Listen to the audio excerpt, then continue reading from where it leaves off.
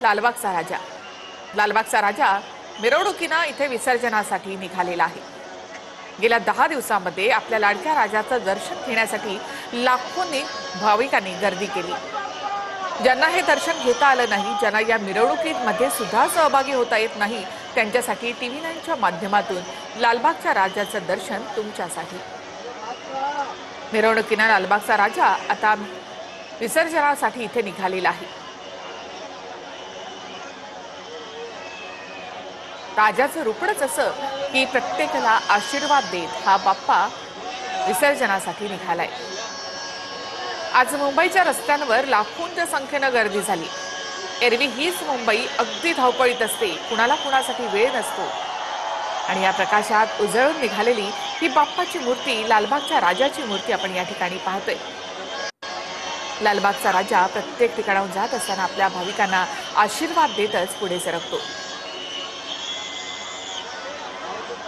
तर दुसरीकडे विष्णुरूपी अशी ही मूर्ती आपण गणपती बाप्पाची पाहतोय।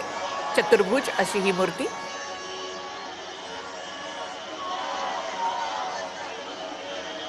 कवळाचा हार या ठिकाणी परिधान केलेली हे विष्णूची मूर्ती, विष्णुरूपी गणपती बाप्पाची मूर्ती आपण या ठिकाणी पाहतोय।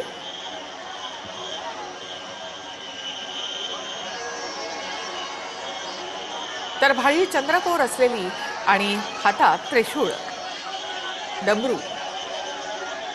अशी ही बाप्पाची मूर्ती आपण या ठिकाणी पाहतोय। तो विघ्ननाशक आहे, विघ्नहर्ता आहे, अशा या बाप्पाला आज निरोप दिला जातोय। विविध रूपांमधली गणपती बाप्पाची ही मूर्ती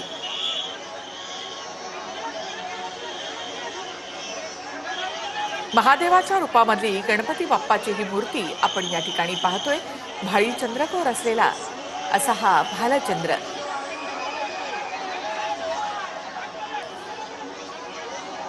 तर ही दुसरी कृष्णरूपी मूर्ती आपण या ठिकाणी पाहतोय। नृत्यांची देवता असं गणपती बाप्पाला म्हटलं जातं आणि त्यामुळेच त्या नृत्य रूपामधली ही मूर्ती आपण या ठिकाणी पाहतोय। मुंबईचे हे वैशिष्ट्य आहे की या ठिकाणी विविध रूपांमधल्या मूर्ती तुम्हाला पाहायला मिळतील।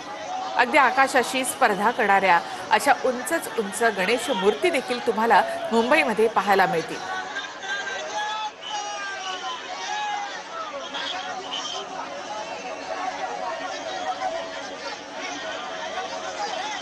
तर कमळामध्ये एक पाय आणि एक पाय उंचावलेली अशी ही नृत्य रूपामधली हा नृत्य गणेश आपण या ठिकाणी पाहत आहोत।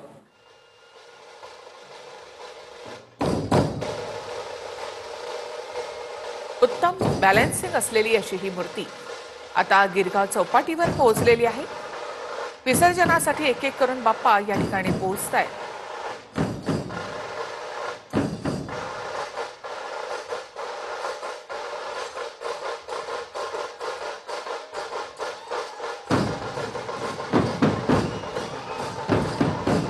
तर एक एक करून बाप्पा आता गिरगाव चौपाटीकडे निघालेत हे आपण पाहतो। तर तिथे लालबागचा राजा देखील अगदी हळूहळू पुढे सरकतोय। 1:30 वाजता साधारणतः लालबागच्या राजाची मिरवणूक सुरू झाली। त्याआधी मंडपामध्ये आरती देखील झाली आणि बाप्पासोबत नृत्य देखील झालं। तर लालबागच्या राजाची आज सकाळपासूनची मिरवणूक आपण पाहूया।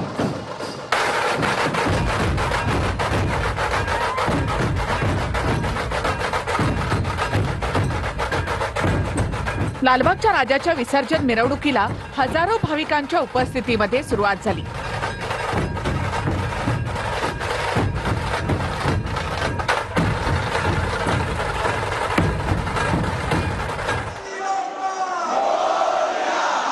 सुरुवातीला लालबागच्या राजाची आरती करण्यात आली।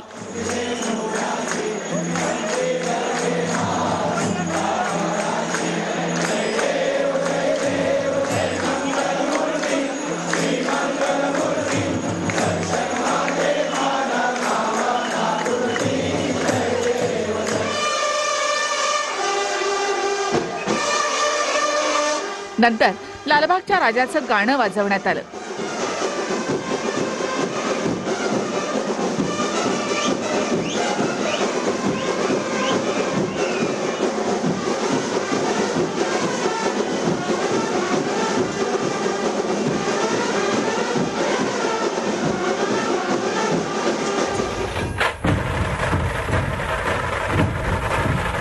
त्यानंतर लालबागच्या राजाचं विसर्जनासाठी प्रस्थान झालं.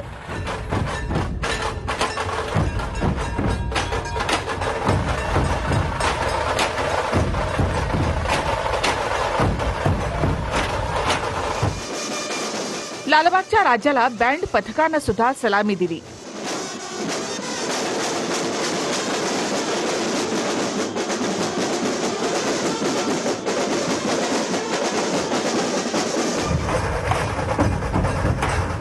लालबागच्या राजाच्या मिरवणुकीत हजारो भाविकांनी ठेका धरला होता.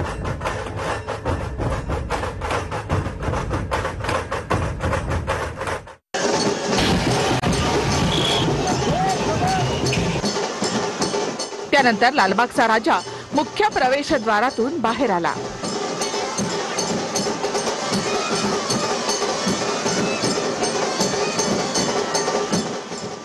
बाहेर आल्यानंतर लालबागच्या राजावर स्मोक फायर करण्यात आलं.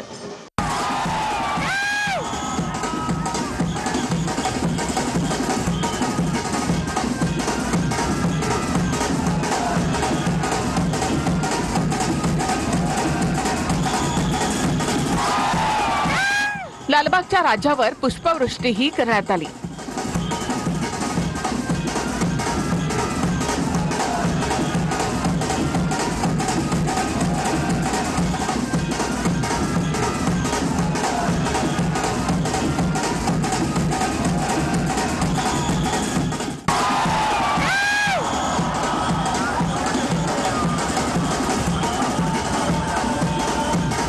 श्रॉफ बिल्डिंग परिसरात राफेल विमानाच्या प्रतिकृतीतून लालबागच्या राजावर पुष्पवृष्टी झाली.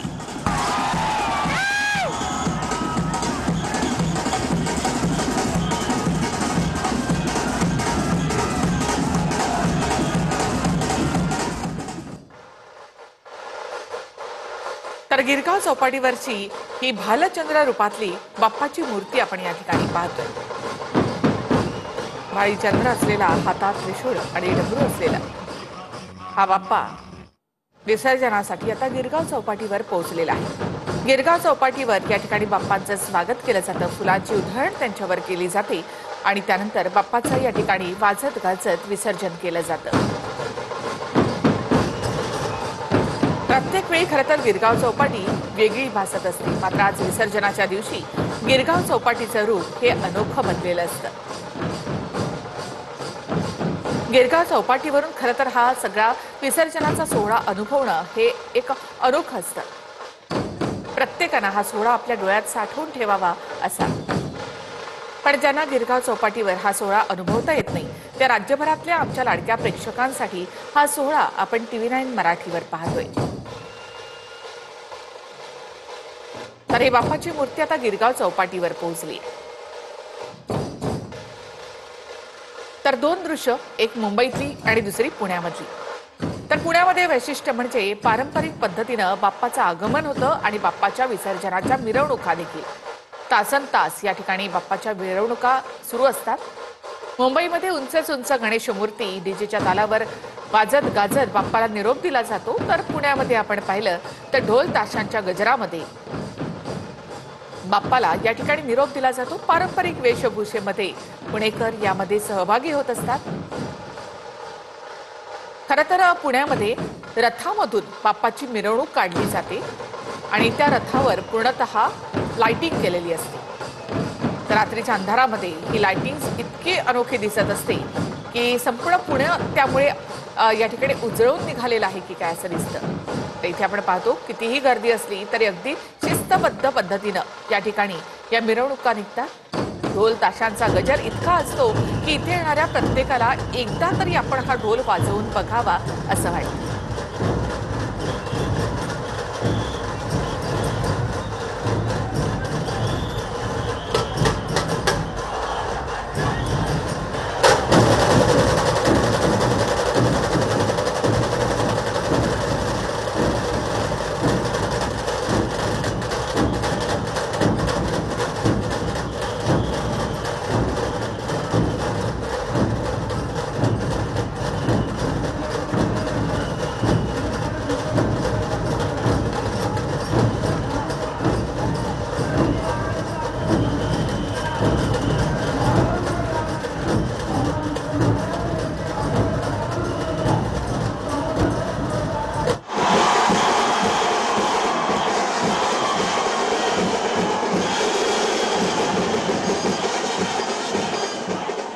फटाक्यांची उधळण आणि ढोल ताशांचा गजर करत परळमधल्या गणपतींची विसर्जन मिरवणूक निघाली।